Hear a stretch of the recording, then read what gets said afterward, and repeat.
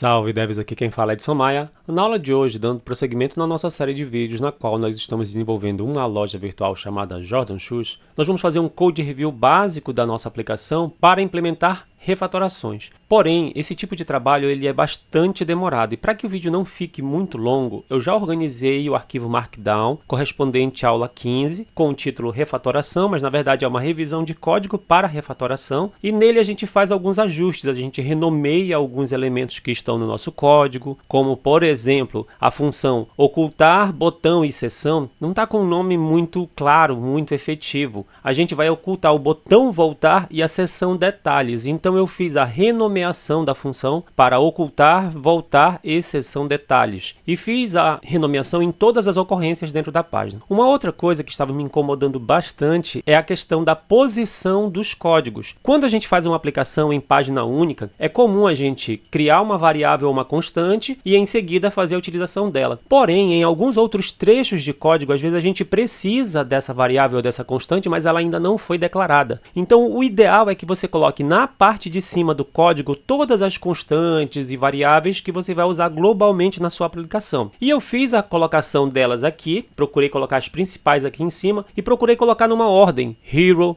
produtos, botão voltar, produto detalhes, carrinho, para representar as principais constantes que a gente usa principalmente para manipulação da interface gráfica da nossa aplicação, que é um tipo de aplicação Single Page Application. Um outro ponto foi trabalhar a questão de comentários para poder tentar indicar, olha, a partir daqui eu estou fazendo determinada tarefa. Então eu procurei agrupar funções. Após a declaração das constantes, eu coloquei aqui as ações correspondentes à navegação, porque a gente seleciona aqui sections e botões que são responsáveis por selecionar elementos da nossa interface que a gente vai mostrar ou não. Em seguida a gente tem funções para poder fazer a navegação entre essas seções, que na verdade são as nossas páginas, e depois a gente também tem acesso aos botões da parte do topo, como o botão carrinho e o BTN Home, que na verdade é a nossa logo que representa a nossa home. Um outro ponto que eu não refatorei, mas seria interessante, ao invés de usar BTN carrinho, usar o próprio termo botão carrinho e depois fazer a renomeação em outras partes do código. Então seria interessante fazer isso também, manter uma padronização. Se eu trabalhei aqui botão voltar, seria interessante os outros botões, quando eu for criar uma constante, também trabalhar o mesmo prefixo. Como a gente está misturando português e inglês, fica uma salada e pode provocar diversas conclusões. Então a gente precisa manter um style code, um padrão de códigos, um estilo de codificação, porque senão chega um ponto que a aplicação fica muito grande e depois fica difícil de localizar as coisas na aplicação. Você tenta criar uma variável que já existe, porque você não sabe onde ela está, onde você fez a definição dela. Então é importante, na revisão do código, você ler de cima para baixo e ir tirando tudo que não precisa ficar, comentários em excesso, código repetido, console.log. Apague o máximo possível de coisas que você estava usando só em tempo de teste, de desenvolvimento, para deixar só o código importante para a execução de fato da aplicação, que é no modo de produção de fato, que seria o da entrega final. Depois de organizar os elementos de navegação que eu coloquei, é importante que você também faça aqui o seguinte: aquelas ações correspondentes ao nosso botão do carrinho, como exibição do spam, atualização do número, estavam lá para baixo, porque a gente tinha feito na aula 13, na aula 14. Eu recomendo que você jogue elas aqui para cima, tudo bem?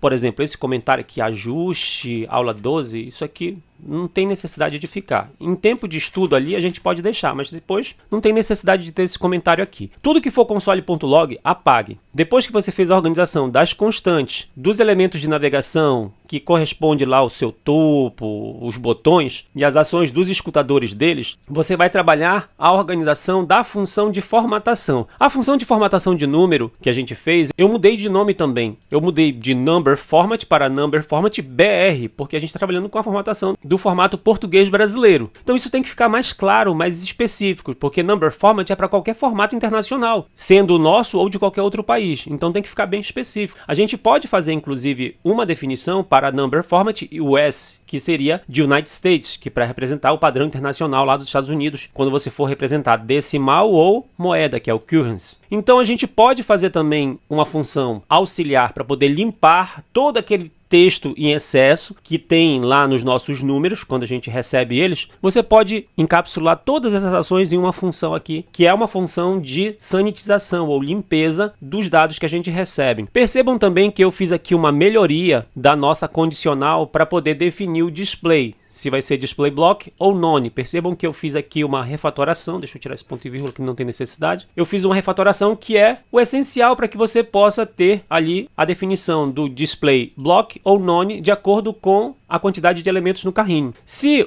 nós tivermos um valor diferente de 0 no carrinho, isso aqui, cart.length, vai ser true. Se ele é verdadeiro, então display block. Se ele é falso, é porque tem 0. Se tem 0, então display none. No geral, o code review você tem que olhar linha por linha, apagar os excessos e tentar melhorar o código que está confuso, bagunçado, linhas muito extensas, para que o código fique legível, fácil de ser lido, entendido, e que permita posteriormente a manutenção desse código e a extensão dele. Um pouco mais para baixo, eu fiz a definição do comentário para aquilo que corresponde à nossa página home, que a page home começa a partir daqui. Quando a gente pega produtos, a gente gera os cards. Coloquei aqui o que é essencial para a gente. A gente pode tirar, por exemplo, esse comentário aqui, primeiro passo da aula 9, não tem necessidade de ter aqui. Se tiver algum console, pode apagar, sem problema. Depois do Generate Card, eu peguei a função do preenchimento de card que estava lá para baixo e trouxe aqui para cima. Apaguei os consoles que tinham, percebam que depois que eu gero o card, eu tenho aqui uma função para preencher o card, para fazer o preenchimento dela. Essa função é chamada aqui dentro do Generate Card. Então, como ela é uma função que complementa a outra, então elas têm que ficar próximas, fica mais fácil você localizá-las. Em seguida, identificação da página detalhes, começando com a função preencher dados do produto, apagando o máximo possível de consoles. Por exemplo, se você quiser apagar essa linha aqui, você pode, mas eu deixei ela para poder justamente especificar que isso aqui é uma ação, isso aqui são outras ações. Essa linha que está aqui embaixo você pode apagar se você quiser também, não tem problema. Aqui onde está escrito ajuste da aula 11, você pode apagar, não tem necessidade de estar aqui. E em seguida, nós temos aqui essa parte de código estava lá no final, que nós fizemos na última aula, que é na aula 14. Eu tenho que colocar para cá, por quê? Porque o span ID é justamente um elemento